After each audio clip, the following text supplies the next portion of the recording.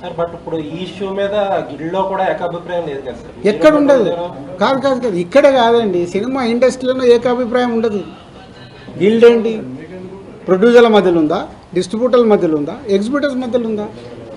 అంటే మీతో చాలా లాంగ్ ట్రావెల్ ఉన్న ప్రొడ్యూసర్స్ కూడా ఇప్పుడు ఈ విషయంలో డిఫర్ అయ్యారు కదా. అదే అవుతారు అంటున్నా.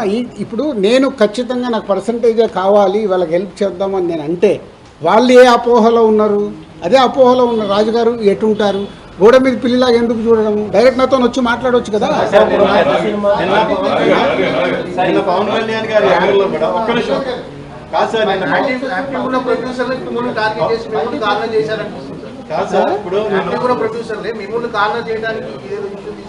అరే మీకు టోటల్ ఎపిసోడ్ అర్థమవుతుంది కదా, మీ అందరికి అర్థమవుతుంది. మీలో నాకు తెలిసి మీరు అందరు జర్నలిస్టు మేధావులు.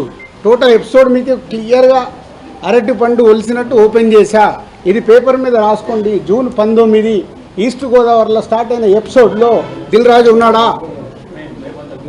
మీరు చెప్పండి. ఇప్పుడు అడిగారు కదా, ఏప్రిల్ 19 ఈస్ట్ గోదావరి జరిగిన ఎపిసోడ్లో దిల్ రాజు ఉన్నాడా? అంటే ఉన్నాడా? మీ దగ్గర ఆన్సర్